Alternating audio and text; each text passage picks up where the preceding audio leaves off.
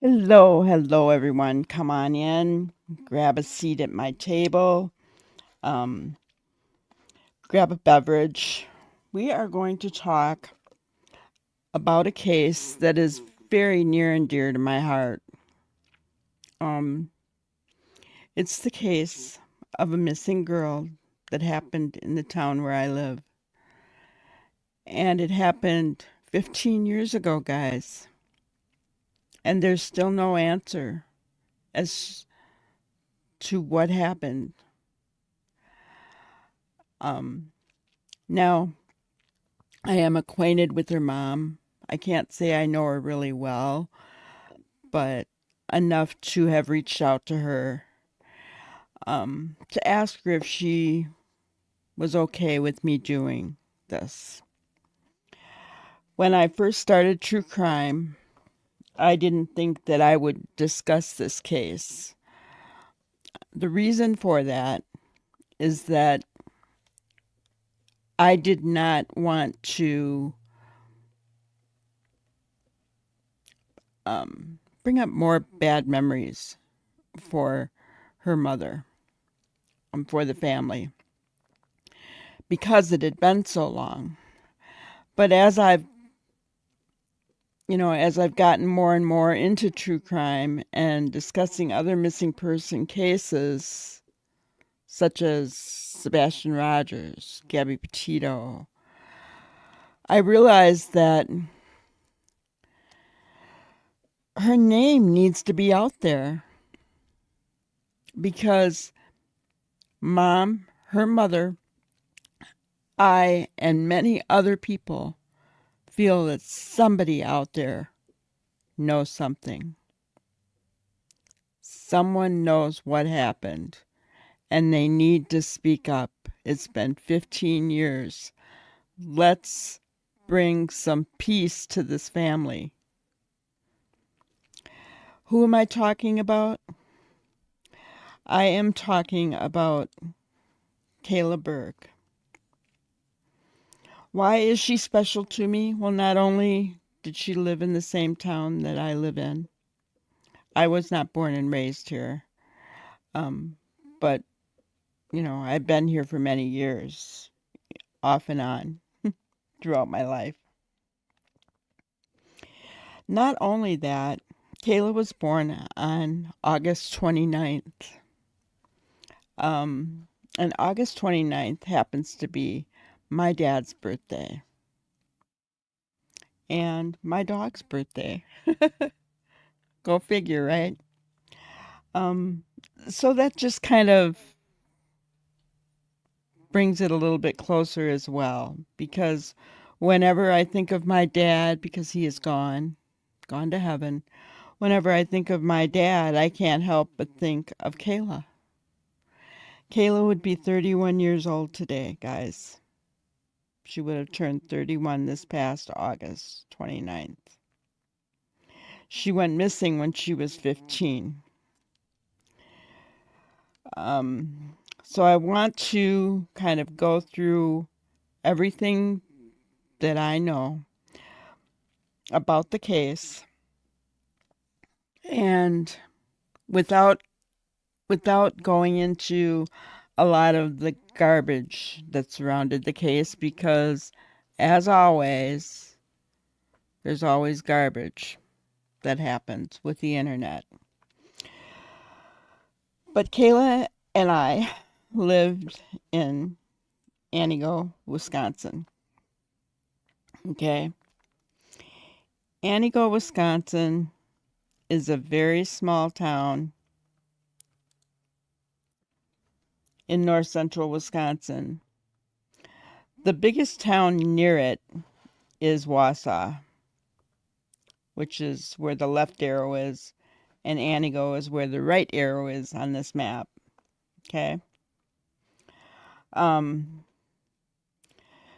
Milwaukee, Madison are much further south. Okay. Just to give you an idea. But, if you've ever heard of Wausau, um, about 45 miles from Antigo. Okay. Antigo is a town of about 8,000. And for as long as I've been here, it's stayed about 8,000, give or take, here and there, right? Not a very big town at all. Whereas Wausau, in its populace and surrounding areas, like 144,000 people. Okay, just to give you an idea of the difference. The mayor of Antigo feels that the city is a good city to live in, right? Um, I did raise my children near here, in the surrounding area, in Antigo and the surrounding area. I did. However, I will tell you this. Most kids who want to do something with their lives will not stay here. My kids are both gone. To be very honest with you, my girls are both gone. There is not a lot for teenagers to do here. When I moved back here again, after having lived in Duluth and then Nashville area, for quite a number of years, I moved back to Antigo. I was told that Antigo has a very bad drug problem. That does not surprise me. And the reason that it doesn't surprise me is because there's nothing to do here for children, for teenagers. Okay? There just isn't. This gives you an idea of Antigo's overall crime grade. A D. A crime occurs every 19 hours, 30 minutes on average in Antigo. Violent crime grade, a D. Property crime grade, a D. Other crime grade, a D minus. Your home is 300% more likely to be robbed with no home security system. So it kind of gives you an idea of what we're looking at in Antigo, okay? The Antigo school system, from what I hear, is a lot like all of the school systems. There's kids who think there's cats and dogs and all that stuff going on here too. So we're not really so secluded that kids haven't heard about that kind of stuff and have gone that way with it, right? I'm not going to make a comment either way. I'm just telling you that some of the other stuff that's out there has hit Antigo as well. We're not immune to any of that. Having said that, I want to kind of talk about Kayla, about how she went missing, and about what kids do in Antigo, right? We have a fair that comes here once a year. But from what I know, I mean, I know that when my girls were younger, going to bonfires, that kind of thing, was a part of their teenage life. I was very strict. So my kids didn't do a lot of the things. I tried to do other things, bring them to concerts and that kind of thing. But a lot of the kids in Antigo, I guess, go to Wausau to parties and things, because Wausau is a bigger city. It's a happening place, right? Well, that's what Kayla found herself doing.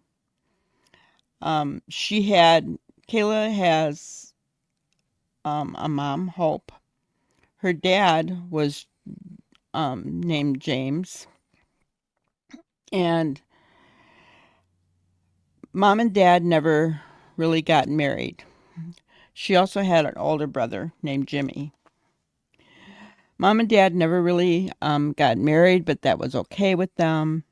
They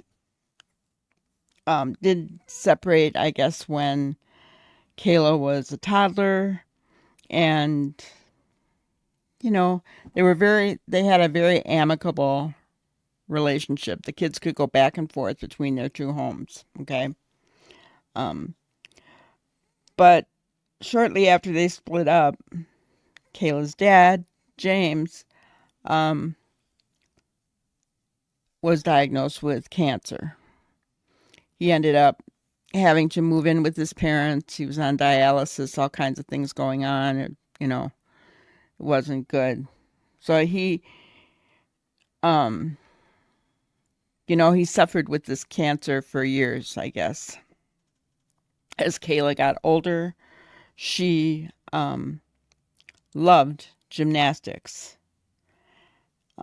She just loved it. Okay.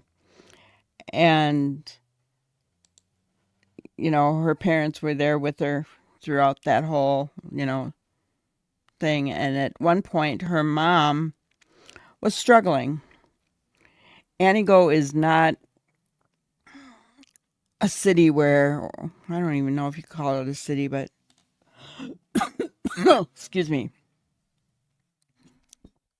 It's not progressive, okay? Has a few factories in town.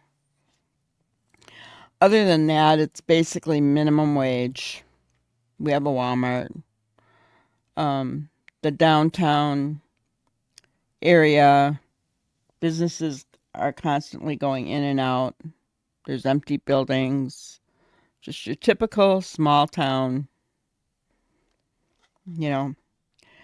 And so her mom was struggling, and she had been from Texas. So she had relatives there saying, come on, we'll help you. And so she and Kayla, I don't know if brother Jimmy went or not, but they moved to Texas. But as her mom was getting ready to enroll her in school there, they didn't have a gymnastics program, which really upset Kayla, right? And not only that, right after they left, Kayla's dad's cancer took a turn for the worst. And so within a few months, they moved back. Of course, they didn't have a place to stay. Hope didn't have a job. And so Kayla moved into her grandparents with her dad. And she was actually sleeping in a cot in the hallway, but she wanted to be close with her dad. And her mom moved in with friends, right? Temporarily until they could figure out what to do. So it wasn't long after that Kayla started hanging out with her friends, going to parties, different things like that. And on, I believe it was August 10th,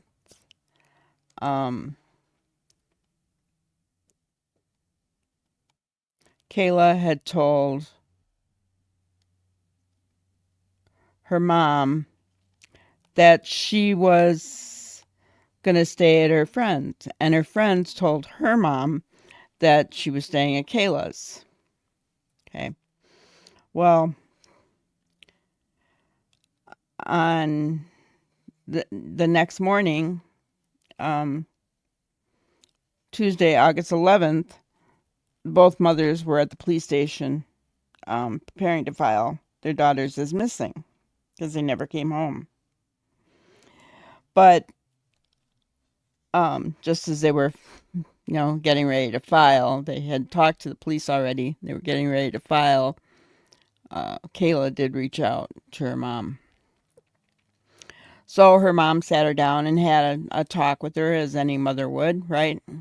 And said, no more Wausau parties, Wausau's off the table, kind of thing, And Kayla agreed, right?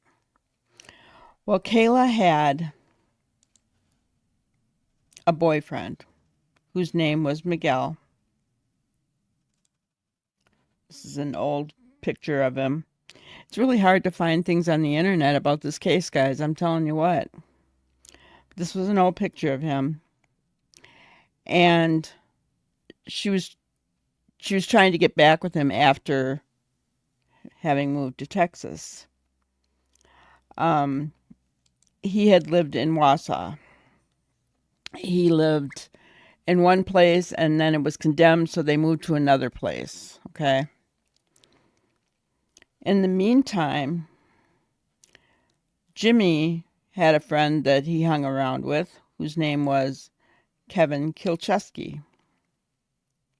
Jimmy was Kayla's brother, and Kevin Kilchewski was 24 at the time. He was a friend, and he was known, I guess, to give the kids rides, different things, hang out with them, that kind of thing.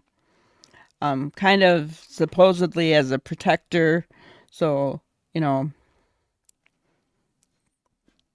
because he was friends with Jimmy, Hope, nor James had any reason to think anything badly of him, even though he was 24. Okay. So,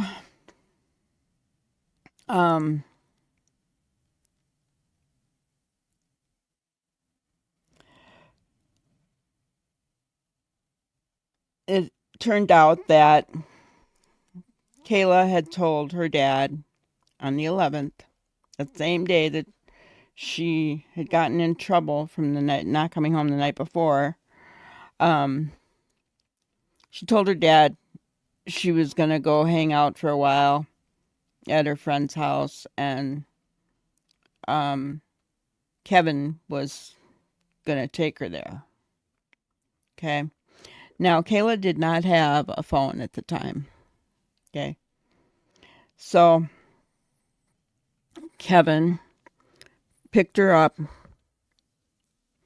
and he and Kayla were driving around, and they were smoking marijuana. And about 9:30, they went to the McDonald's in Antigo, and met with Kayla's friend. Kayla went inside while Kevin stayed outside. So the friend knew who had brought her there and said they were going to hang out. And then Kayla was going to call her after she got off work. Okay, this friend.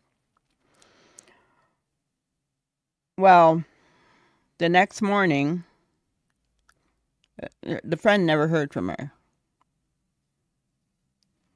And I'm not sure what all happened, but the next morning she wasn't home, and her dad made a phone call to, and waited. And you can kind of understand why he would have done that, because just the day before, they had started to report Kayla missing and she showed up. So he kind of wanted to wait. Then I think he had talked to Kevin, and Kevin said, well, he dropped her off at a house in Wausau, and he left right away.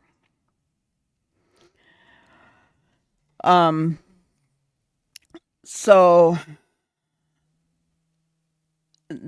then he tried to call Hope.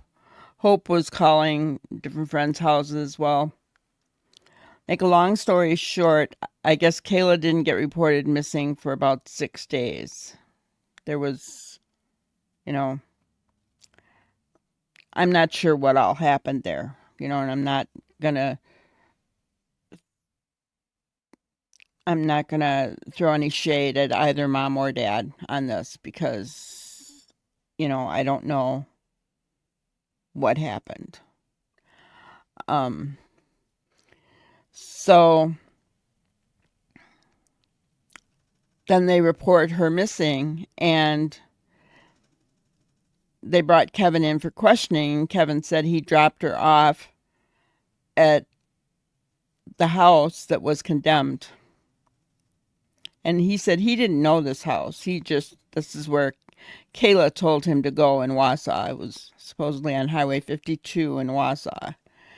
And he said he didn't wait to see, but he did say the house was all dark. Well, Kayla is terrified of the dark. Terrified to the point of being extremely afraid of something happening to her in the dark. But yet Kevin left her there and drove away, according to what he's saying. That doesn't really pan out because Kayla knew where Miguel lived. She had been to parties at his new house. So there would have been no reason for her to tell Kevin to drop her off there, right? Well, you know, the Antigo police do not believe anything. I'm going to play a clip of the Antigo police, and this clip was taken, I believe, just a few months ago. So we're going to go ahead and share my screen.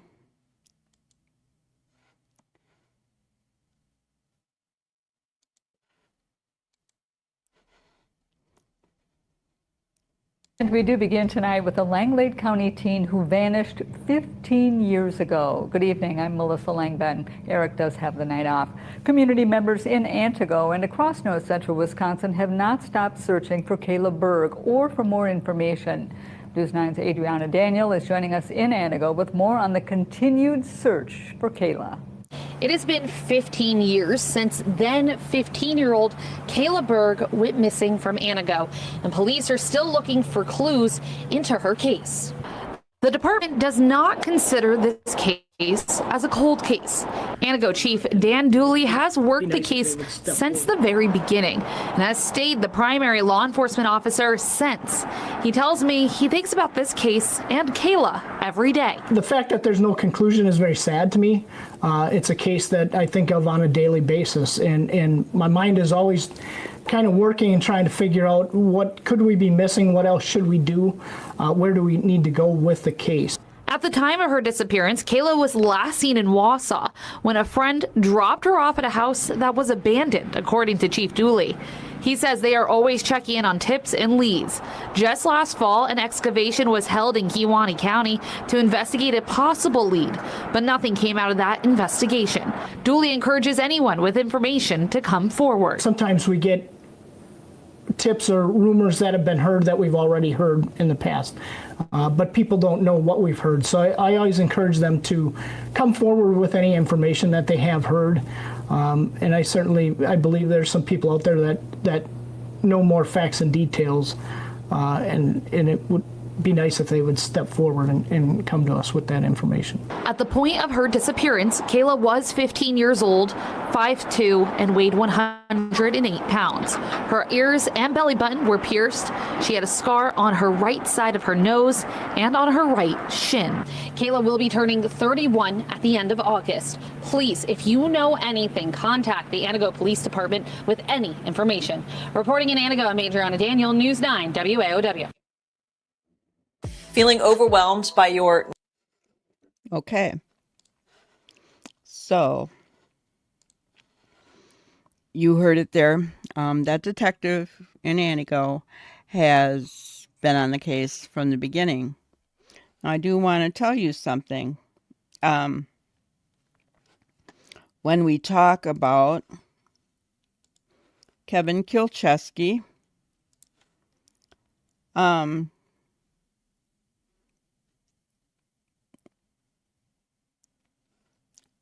remember, he was a family friend, and he was the last confirmed person to be with Kayla.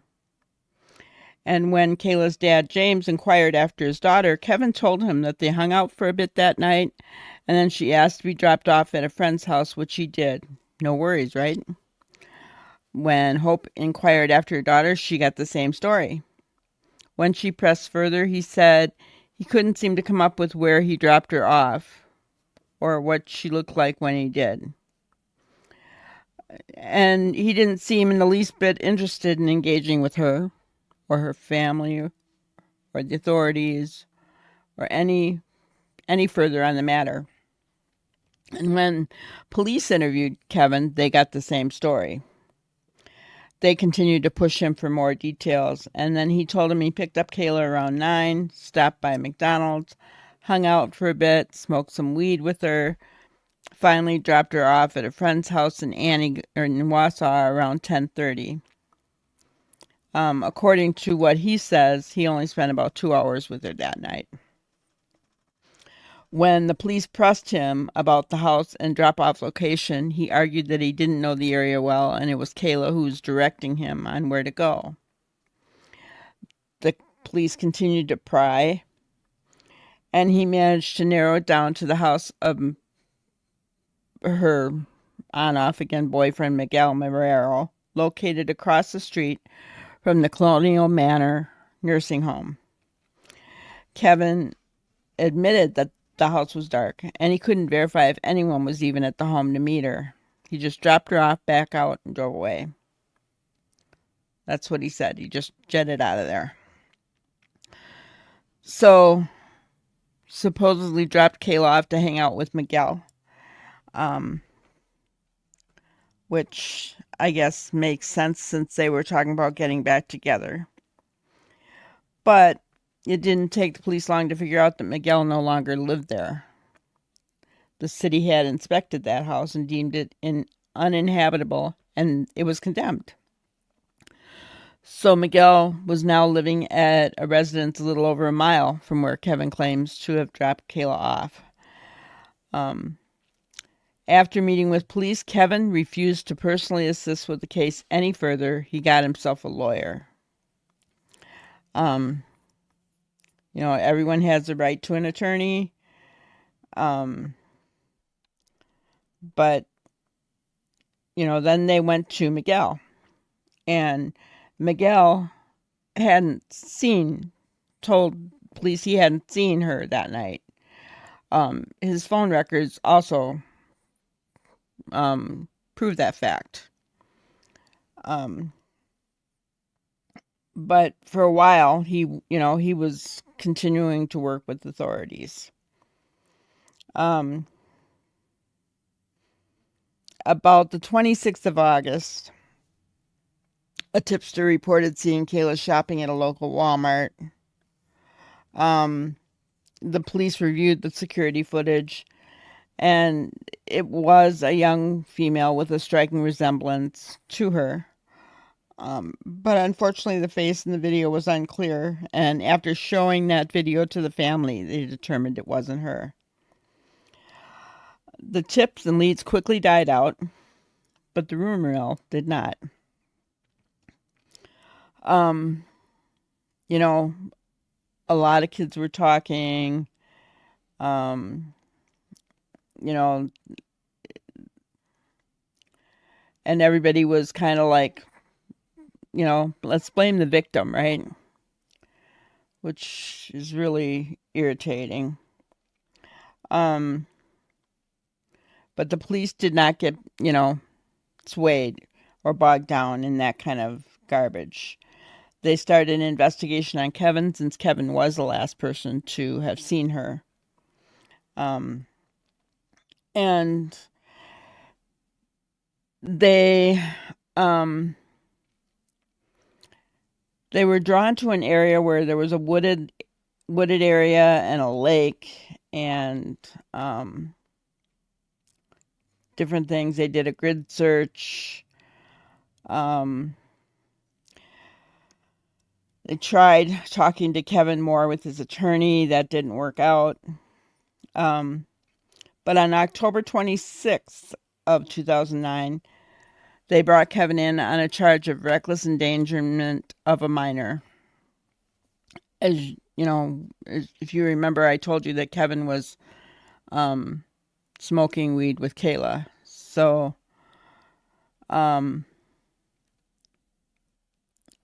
this gave them the ability to search his vehicle. Some sources state that the police found some things of interest in his Jeep, items that they sent off for testing. But the results returned without providing any specific cause to elevate Kevin to suspect. So there hasn't been a whole lot of things to connect him to any kind of foul play.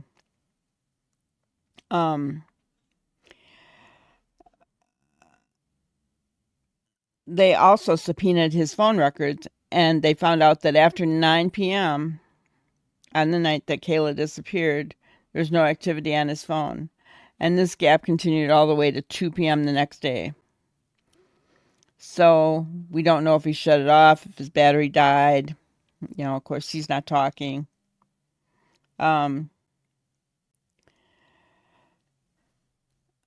In December, the Antigo police called in a specially trained cadaver dog and its handler, and they lined up 10 vehicles for the dog to inspect, giving out no information whatsoever to the handler about the history or their specific interest in any of the vehicles. And the cadaver dog only indicated on one vehicle, and that was Kevin's Jeep. In a lineup of 10 vehicles, the dog only caught the scent of death around one of them. Of course, you know, the dog can't give us any detailed information, you know, about what they're coming up with. So, but things seem to continue to stack up against Kevin, right? But nothing concrete, nothing that they could do anything with. Over a 7-month span, they performed at least another dozen targeted searches. The National Guard even pitched in with helicopters and thermal imaging, you know, and interestingly, 2 locations caught the attention of their dogs, a parcel of land and a potato farm. And the parcel of land was owned by Kevin's parents, and the potato farm was where Kevin worked. Again, circumstantial, but interesting. And then the leads dried up, and you know, they basically ended up dropping the charges against Kevin. You know, and for 7 long years after that, the case grew colder and colder. The FBI started offering a cash reward, and the Center for Missing and Exploited Children started advertising her case and putting out age progression photos. But the case had all but stalled. Then, on October 8th, 2016, the Antigo police received a YouTube video that reignited interest in her case. Now, I'm not going to show that video. I'm not going to spend a whole lot of time on it. But basically, a couple of people who liked horror created some short video projects. And in this video, it featured a man showing off his new girlfriend and highlighted a girl that was being held captive. And the girl that was being held captive bore a really striking resemblance to Kayla. Now you can imagine what this did to Hope and the rest of the family. It turned out that the video was bogus. The only thing that could come out of it was that it brought out her name again. But guys, that's a horrible way to bring out her name again, right? That's awful. And that's why I'm doing this today. Sadly, on June 15, 2011, Kayla's dad lost his long, hard-fought battle to cancer. So he passed away, not knowing whatever happened to his baby girl. Breaks my heart. So when we're looking at, what happened, you know, here's my thoughts. This guy on the screen right here, he knows something, but he lawyered up. For 15 years, he's been living his life. There are friends out there that know something, right? That know something. I do know one of Kayla's friends. She had actually seen Kayla that night, I guess at a party, which was never brought up. I mean, the police probably must know this, but she said, she did not know where Kayla went. I'm not going to name this person, but she knew that Kayla left the party, and she did not know where. She knew that Kayla left with Kevin, but she did not know where they were going. And so, I feel that she was telling the truth. But was there anyone else out there that knew something? She never made it to Miguel's house. She never did. So he never saw her. His phone records corroborate that he didn't talk to her that night, anything. So Kevin is the last person. Okay. Now he's innocent until proven guilty in a court of law, right? They've never had enough evidence to convict him of anything, even when they did arrest him, right? So this case, I know it's stumped police. You heard police officer Dooley talk about that, right? It bothers him every day. But what do you do? If you have no evidence, what do you do? Where do you go?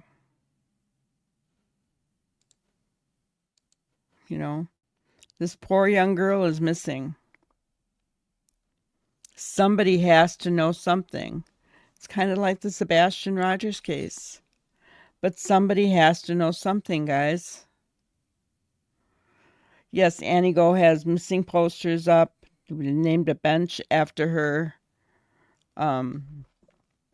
There's big billboards in Antigo about Kayla missing. I think everyone has pretty much come to the conclusion that she's not alive. As much as we'd like to think she would, I honestly think that if she was, and at some point she would have been able to get to a phone and call her mom or dad. Her dad before he passed away, right? But, and this hangs over this town of 8,000 people. A lot of us know a lot of people in town. We know each other. If we don't know each other personally, we know of the person for the most part. And it just breaks my heart. And every time that I have seen Kayla's mom, Hope, we would talk about it. She would cry.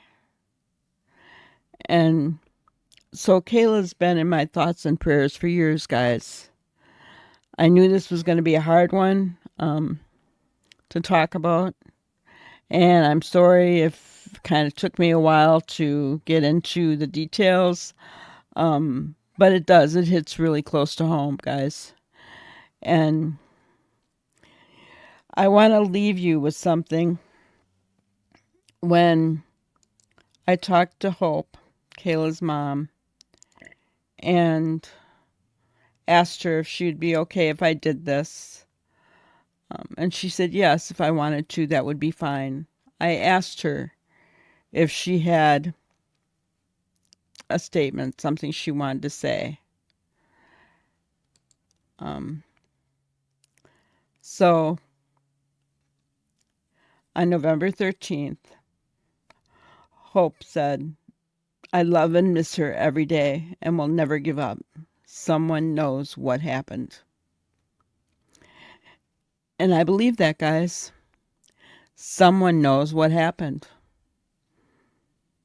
And I'm here to tell you that I know Hope doesn't give up. Because every time I have seen her, she talks about her daughter. You know, when it's holiday time or her daughter's birthday, Hope is distraught. Okay? I've seen this. And Hope, if you're watching, and I hope you are, I don't mean anything bad by that. You're a mother who's grieving, and rightfully so. Rightfully so. So guys, join with me. Share this video out to everyone you know. Let's get Kayla's name out there again. Let's get her name out there again.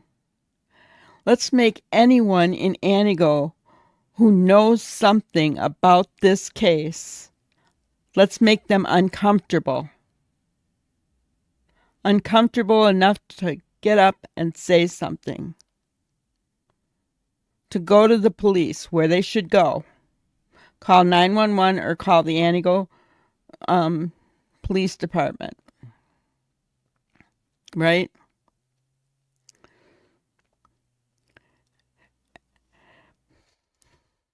Let's get her name out there, guys. Let's get her name out there. So that we can bring Kayla home to Mom and her brother.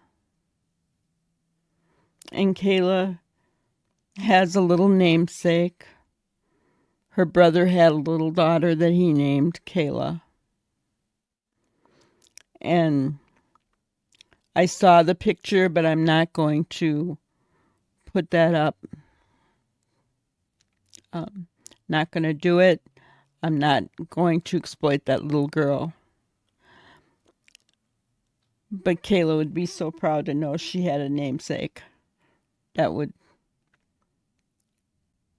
be exciting. All right, that's all I have for today, guys.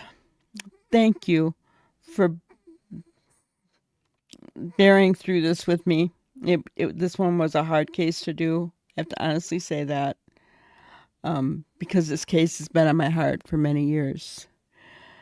And it is my sincere hope that Kayla is brought home to Mom. Thank you for watching another episode of Granny's Crime Busters. We really appreciate each and every one of you. Don't forget to subscribe and like and even share the content.